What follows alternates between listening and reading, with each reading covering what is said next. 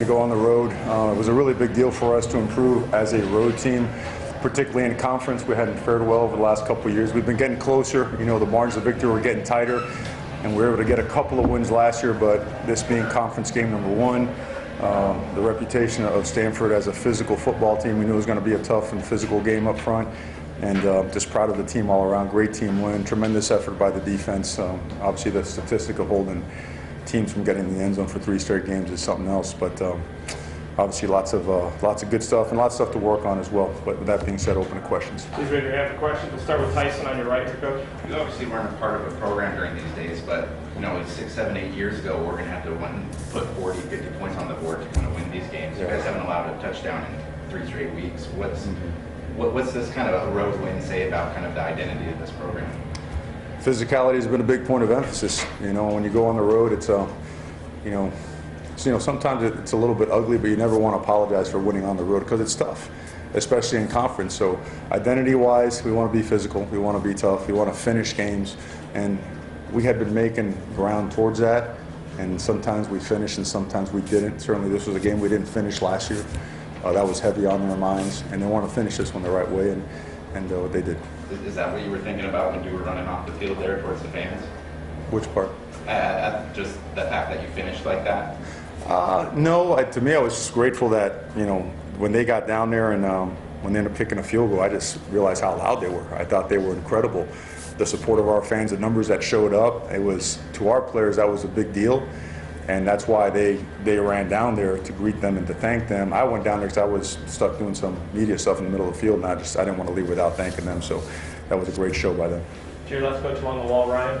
Mario, both quarterbacks were under duress tonight. What were your initial thoughts on the way Justin handled that with his passing numbers and the way your defense got after Custom? Yeah, well, they stacked the box pretty good. They got us on a couple stunts. They got our tight end on one of our play action shots down the field as well. We ran the edge really tight, and Justin was not able to step up. Another time they got us on a twist, and then one time just really rounded the horn. I think it was a 3-man game.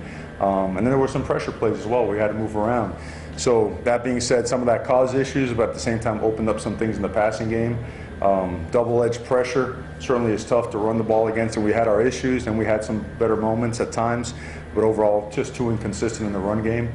But it does open up stuff in the quick game and the screen game and some of the RPOs and some of the down-the-field shots. So there's a give and a take there, and luckily, you know, we got more than it was taken from us. So, and then our guys on them, I don't know how many pressures we had or how many sacks we had, but I don't know if someone could give me that information. 5 sacks. Thank you. Just thought that not only our straight rush, but our twists and our stunts, our disguise coverages, you know, just switching the leverages of some of our back-end guys really affected the quarterback. And it's something that, you know, again, great job by our defense.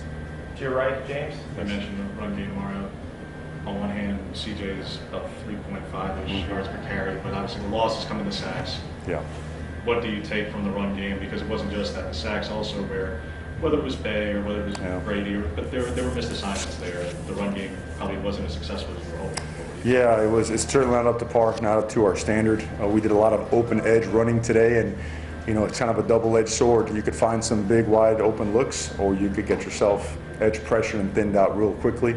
And we probably got into that more than we should have. And but that being said, I think from an assignment standpoint, on the right guys, just not. We got to do a better job. I got to do a better job coaching those guys so for them to perform better. Second row to your left, Eric.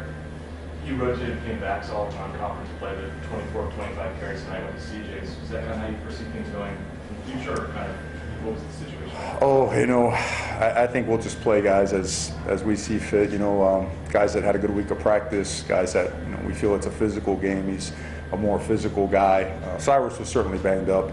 We have complete confidence in Travis, so there's nothing to read into that as well. Travis definitely deserves to play more. We'll get him in there. First row to the left. 2 touchdowns for Breland. Herbert seemed to find him lately. Playing pretty well. Well, one of them, you know, he was wide open. The other one was a contested catch, and Jake's a really good athlete. Went up and got it.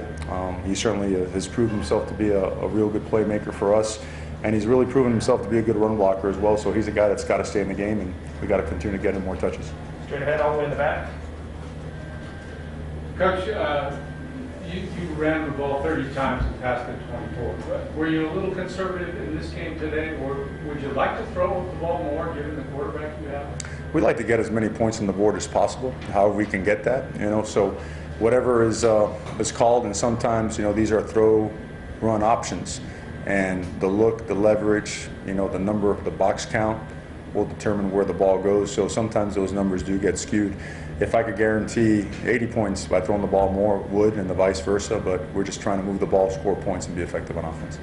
Matt, just straight back, coach. What do you make of, you got 3 seniors, and Gus, Bryson, and Drake, they seem to just get better and better each week. They seem to just really make a lot of impact. What do you make of those guys? A lot of pride, a lot of toughness. Those guys they get after it during the course of the week. This week they really stepped up as vocal leaders as well, which was great to see, and they made a difference. It's one thing when a coach talks, but when that locker room starts taking over and takes ownership, it's a different animal. And they did. All those guys, I thought Giordano was awesome in what he did. And Troy Dye was spectacular in what he did also as a leader and as a performer. So just awesome to watch those guys play at such a high level. To your right, coach, along the wall. You've mentioned the touchdown streak. Do you guys talk about that, and what did you learn about the defense today? We really don't. I think once you start talking about it and focusing on it, you start forgetting about what actually gets you to that. So they're just focusing on each play at a time. It's like finish that play and then on to the next one, and it works for them. Just the detail of communication, the detail of alignment assignment is really just improving week in and week out. And we're playing a lot of young guys now too. And we had a few guys banged up the last couple of weeks. Bryson Young had been out. Austin Faliu had been out for a little bit as well. Thomas Graham went down last week. All those guys got healthy. They went in there and they played a really good game. Third row, Tyson. On that first touchdown, Breland had the back shoulder catch and throw. Just what did you see on that play? And is that something where on the sidelines you go, did you guys think that was as impressive looking as it looked on the It looked pretty impressive, yeah. It was certainly, sometimes you have a matchup that you like, and I know that Justin, besides him wanting to be aggressive, he's got the green light to be aggressive, and when he sees something that he likes from a matchup standpoint, whether it be man coverage, whether it be a soft zone and some space and green grass in there, he's going to take it. He saw it, he liked it, took it, and converted. To your right, James. There were a couple of things hidden in the box score, but Blake, until the final touchdown, might have actually been the most important player in the game. All 5 of his punts at that point were inside the 20, a couple of 50-plus yards. And then you took Parkinson out of this game entirely. He beat you last year. Their other tight end obviously beat you last year. Mm-hmm. How were you able to take a 6'7" tight end completely out of the game? Well, the first thing with Blake has been, for the most part, really consistent all year. He flipped the field for us, like you said, extremely effective in just, hitting yardage, right? They say every 80 yards of hitting yardage is like having an extra 6-7 points. He did that for us today. He made it difficult for them to sustain drives that demanded 10, 12 plays in a row of execution. So really valuable guy playing at a high level. And then you had another question. Eliminating Parkinson, just taking him completely out. Well, that guy's a great player. I don't know if you ever eliminate him completely, but the way that Javon and Thomas, Diamador, they all had their turns at him, every single guy, and they know that he's a spectacular player. That guy's going to play a long, long time, but his range and his physicality is what makes him really effective. Our guys were just as physical. They got up there and they pressed him, they got hands on him, they ran with him, they contested those balls and got up there and were able to deflect them. And I can't say enough. I can't wait to watch the tape to actually grade the technicality, the fundamentals used, and the success rate of our defensive backfield on their tight end group. Got time for 3 more. First row to the left. Coach, another strong game with the connection from Herbert to Breland. These are guys that have been together for 3 years now. How do you think that's helped them going into their senior years now? It seems like they're finally clicking. A lot of trust, and I think a couple of things have happened. Number one, you got to give credit to Coach Arroyo. He's found a way to use the tight end a lot more in the offense this year than we did last year. Number two, in the absence of some of our wide receivers due to injury, you just have to keep finding ways to get the ball out and make explosive plays. And aside from that, just credit to Jake Breland. A lot of credit to him. He's determined to be an excellent football player. He's worked at it, and he's been extremely productive. And listening to him open up and lead in that locker room was another step for him and for our football team. So really fired up about him. To your left along the wall. Coach, congrats again on the win. What's your biggest takeaway after today's game heading into a game against the undefeated Cal? Yeah, well, first of all, I've watched them a little bit and saw them on TV again today. This excellent football team playing at a high level. What I take away from our team is today was a big goal for us. We felt that we could be a really good road team, and we took a step in that direction today. We certainly improved in the way that we perform on the road. We're getting more physical. There's some things, obviously, the run game we got to get better at. That showed up today a little bit. We should get a couple guys back from injury, and that's okay, and that's exciting, but I'm just as excited about the guys that have stepped up in the absence of the guys that were injured, because those guys deserve a lot of credit as well. I look forward to the competitiveness of this week of our football team. I'm excited to see them approach this week and get after each other. I'm excited to see them get involved in the community this week, since we have some extra time, and have them go out and give back to a community that supports us so well. So there's a lot of things to be excited about, and I'm excited to get on that plane. Those guys are pretty happy in that locker room. They threw a lot of water on me in there. So. Last one, Matt, straight ahead. I feel like your team's been able to get over a tough loss. Auburn was a tough loss. A lot of your guys this week and last week said that they were able to put that away pretty quickly and go into the next big game like this one. Yeah.